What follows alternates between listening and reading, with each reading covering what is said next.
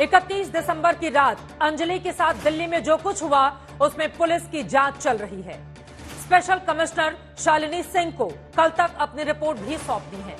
सूत्रों के मुताबिक शुरुआती पोस्टमार्टम रिपोर्ट में बलात्कार की पुष्टि नहीं हुई है। इन सब के बीच सीसीटीवी फुटेज से खुलासा हुआ है कि हादसे वाली रात अंजलि की स्कूटी पर एक और लड़की थी। पुलिस ने उसका बयान दर्ज कर लिया है, लेकिन घटना के 3 दिन के बाद भी पुलिस कई महत्वपूर्ण सवालों का जवाब नहीं दे पा रही, जिनका जवाब पूरा देश जानना चाहता है। क्योंकि दिल्ली के कंझावला कांड ने न सिर्फ दिल्ली पुलिस की नाकामी उजागर की है, बल्कि दिल्ली में बेटियों की सुरक्षा को लेकर गंभीर सवाल खड़े कर दिए हैं। अफसोसनाक बात यह है कि कंझावला कांड के 2 दिन के बाद जब आज तक की टीम दिल्ली की सड़कों पर रियलिटी चेक करने उतरी तो सुरक्षा की तस्वीरें डरावनी थी।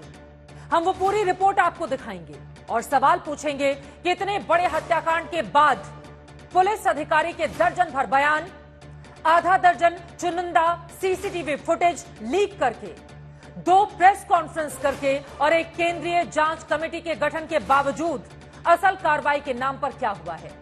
पुलिस खामोश क्यों है? सवालों से भाग क्यों रही है? और क्या दिल्ली में बेटियों की हिफाजत करने में दिल्ली पुलिस नाकाम है? ऐसे तमाम सवालों पर आज के दंगल में बड़ी चर्चा हम करेंगे, लेकिन उसके पहले हमारी ये रिपोर्ट देखिए। कैमरा नंबर 1, रात को 1:15 बजे सहेली से अंजलि की बहस। फिर रात के 1:30 बजे होटल से दोस्त के साथ निकली अंजलि। कैमरा नंबर 2, रात को करीब 2:10 पर दोस्त को बिठाकर स्कूटी चलाती दिखी अंजलि। कैमरा नंबर 3, रात के ठीक 2 बजे आरोपियों की कार टिपर मारती हुई नजर आई। कैमरा नंबर 4, रात 3:28 पर कार के नीचे घिसटती अंजलि नजर आई। कैमरा नंबर 5, रात 3:34 पर आरोपियों की कार के नीचे फिर घिसटता दिखा अंजलि का शव। और अब इस कांड में शुरू हुआ है होटल, कमरा, पार्टी, फ्रेंड्स और झगड़े का सस्पेंस। लेकिन पुलिस इन सवालों पर खामोश है। बोली भी तो सिर्फ 93 सेकंड। इंसिडेंट हुआ था उस टाइम पर डिसीज्ड के साथ एक और लड़की थी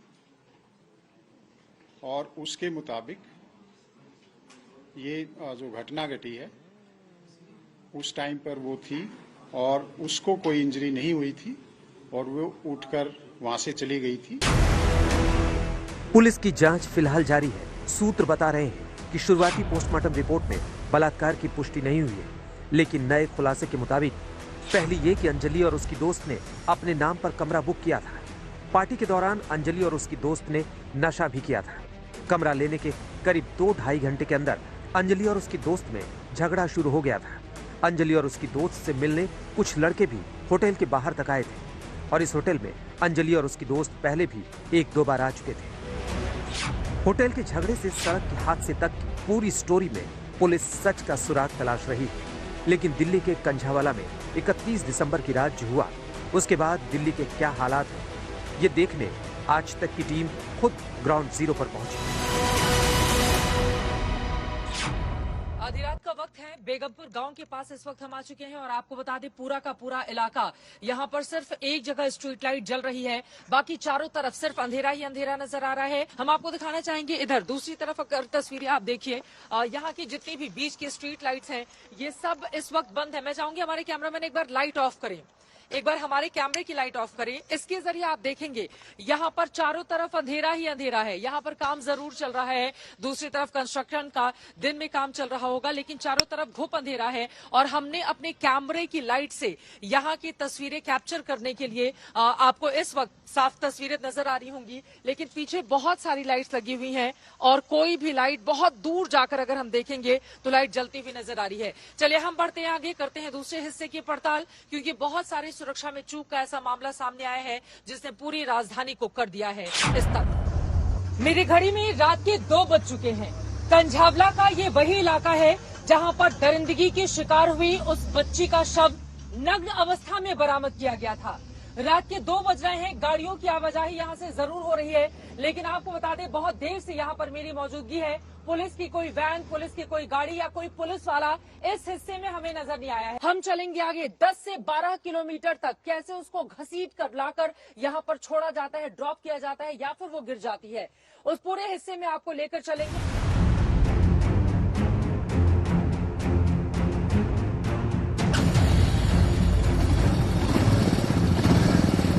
पुलिस की मुस्तैदी कितनी है इसको जानने समझने की हम कर रहे हैं कोशिश, लेकिन जिस जगह पर उसके शव को नग्न अवस्था में बरामद किया गया था उस हिस्से से अब आगे की ओर हम बढ़ रहे हैं, लेकिन अभी तक दिल्ली पुलिस का कोई भी जवान या दिल्ली पुलिस की कोई भी वैन हमें नजर नहीं आई है। कंझावला में जहां पर नग्न अवस्था में उसके शव को बरामद किया गया था, वहां से तकरीबन 3.5 किलोमीटर की दूरी तय कर आ चुके हैं कंझावला चौराहे पर।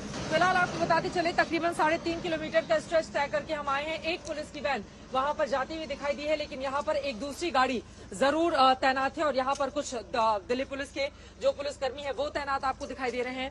रात के 2:45 हो रहे हैं, यानी कि 2:45 बज रहे हैं, और यहाँ पर आप देखेंगे ये पूरा एरिया जो आगे मंगोलपुरी जाता है और आगे बाईं तरफ सुखबीर नगर जाता है, इस पूरे इलाके में बहुत दूर से मैं होती हुई चली आ रही हूँ।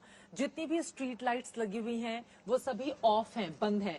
लाइट्स लगी हुई हैं लेकिन कोई भी लाइट जलती हुई नजर नहीं आ रही है धो से। और इस पथरीली सड़क से गुजरते हुए जब वो बॉडी आगे की ओर बढ़ रही होगी उस कार के नीचे से, तो आसानी से इस बात को समझा जा सकता है कितना मुश्किल है यहाँ से, चाहे 4 व्हीलर हो या फिर 2 व्हीलर हो, उसको आगे की ओर बढ़ा पाना। और गाड़ी के निचले हिस्से में अगर बॉडी फंसी हो तो किस तरह से वो रगड़ खाती हुई आगे बढ़ी होगी।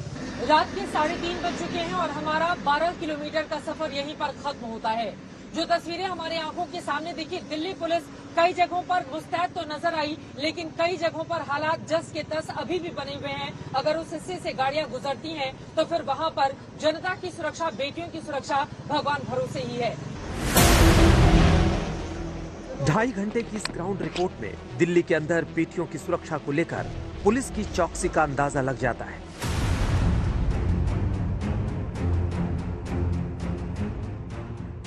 यूं ही 31 दिसंबर की रात आरोपी कार के नीचे शव लेकर दिल्ली की सड़कों पर 12 किलोमीटर तक घूमते रहे थे। हिमांशु मिश्रा और अरविंद ओझा के साथ चित्रा त्रिपाठी, दिल्ली आज तक।